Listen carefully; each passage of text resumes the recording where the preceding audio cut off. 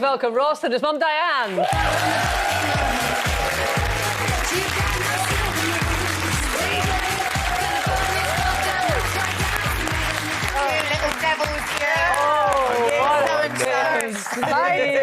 God, there's so many fantastic moments in there, really are. But just that end one, when Ross was banished, were you kind of at home watching on the telly? Absolutely. I was distraught. My son had been banished. I mean, how did you two... The whole thing about this game, isn't it, is who can you trust? Who can you trust? But did you two know each other was a faithful or a traitor? Not 100%, no. Not 100%. No? No, because we didn't have a chance to actually chat. And if we also, did have a you little wouldn't be chat, allowed to mention whether you were a traitor or faithful anyway. Well, exactly. Yeah. I mean, you can say you're a faithful, obviously, all you want, but you can't say if you're a traitor.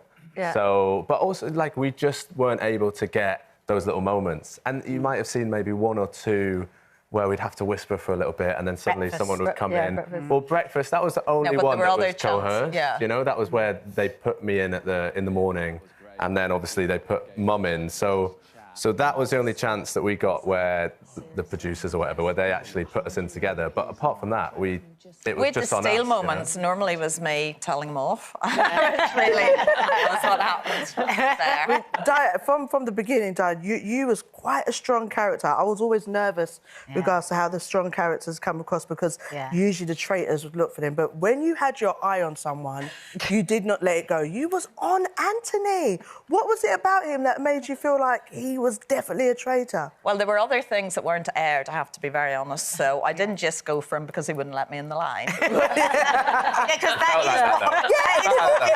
Anthony was my boy as well, and I was going, Mum, it's not him, like, don't worry about that. But you weren't having any of it. No, because he also, we were all in the holding room before you go in the round table, and he spoke very quickly. We were told not to be, talking. Yeah. He spoke to Ash, Meg and Sonia, and I always thought Ash was a traitor. Right. And that, I actually gave that as a reason, but you don't see that. So whose idea was this in the first place to go in for this?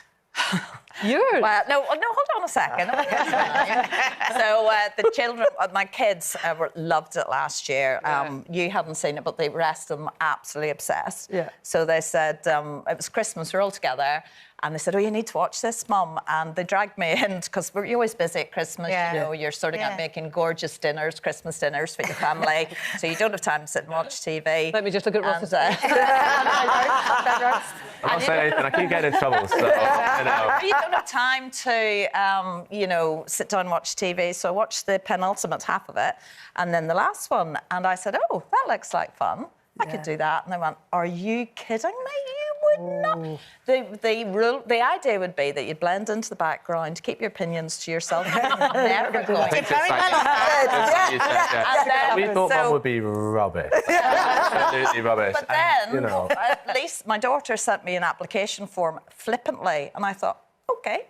Challenge accepted. And I honestly didn't expect to get through it. And then halfway through, well, I'd got to about three-quarters, they said, would one of your children like to take part?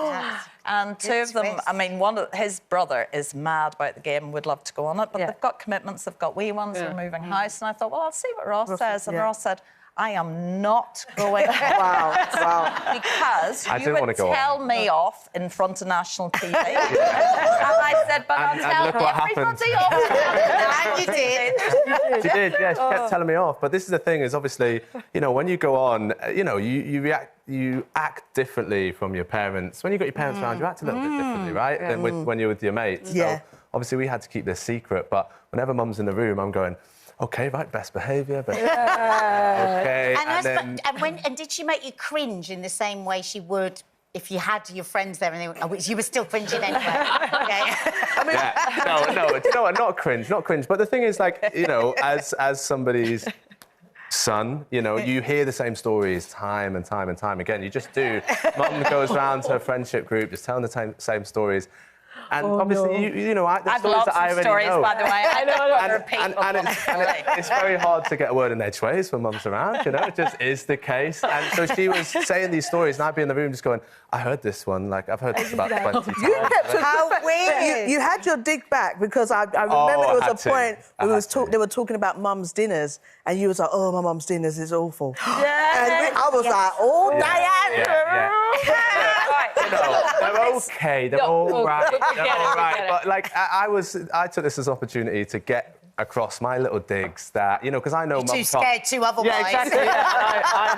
I know that Mum can't say anything. You know, she can't give me a clip round the ear like she was home, or you know. So I was getting in those little digs, and there was loads more, but they didn't edit them all in. Let's talk about the episode of TV Gold. It was almost like triggering, like haunting, but like so exciting. The burial. Yeah. It was so exciting for me. So. As soon as I realised it was Mum, I was so excited. The campest thing in TV wasn't it? history, wasn't it? Wasn't it? I loved it. But what did it feel like? You know, the whole piece. Firstly, like I know you have cameras and that, but it was quite dark, and you see your mum put into a coffin. Well, there was one point I think when it was something to do with Tracy about leaving her worldly goods or something. Oh, yeah. There was like it was meant to be Evie, but it turned out no. But then they No, put I'd you up said for it was who would you leave your work? They made a shrine for Tracy, and first of all, we arrived and the candles fell over, which was like, oh my God. So then they lit them and they fell over again. So they actually had to scrap those. And the question was, who would you leave your worldly goods to?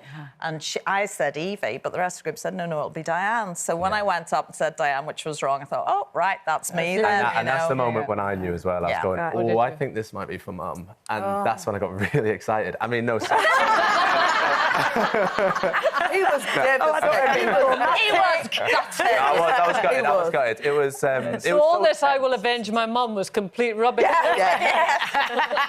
They just found those little moments. I've got quite a stern face in general, so whenever I'm just looking normal, it's like, oh, Ross looks really mad. And it's like, no. So, I mean, for those, most of the country's watching it, when you're in that room, the room that you get banished or whatever, it's so tense to watch. How does it feel when you're in there? Yeah. Because, you know, when you watch home, you go, oh, it's a game. Does it feel like a game when you're in there? No. I mean, I sort of watched it, the whole series, just before I went in, because I would advise very strongly to watch it so as to know what I was letting myself in for. And you look at the round table and you think, well, we could do that. Oh, my God. Yeah. They play the music from The Hunger Games, which is the hanging tree, if you've ever heard that. Oh, wow. Well, that's intense. You have 10 minutes of this. You're not allowed to talk. The cameras are just going up and down, and you're getting ready to accuse somebody. Yeah. And you've got these big wine glasses in front of you. I couldn't even hold mine with one hand because it was going like that. And I was going, really, Diane? Yeah. Oh, my God. That's very clever, isn't it? To really get really clever. But we play loads of games. We know this is drama. We know this is just fun, and and we loved it, by the way. But that was intense, honestly. Oh, brilliant, brilliant TV. Well, we can't really talk about tonight because we're going to say something that we shouldn't, and we don't want to do that because it's going to be such a sort of TV event tonight. Yeah. I mean, the baby-faced assassin Harry, we haven't discussed him. My goodness, he's a cool customer, isn't he? Absolutely. Yeah. But you know, they're just, oh, Ross, you've got great poker face, Ross. You're really. That was the same face when he said about your mum. Well practiced. Listen, you gave us a tremendous moment over this series of Traitors. Thanks so much. Ross and Diane.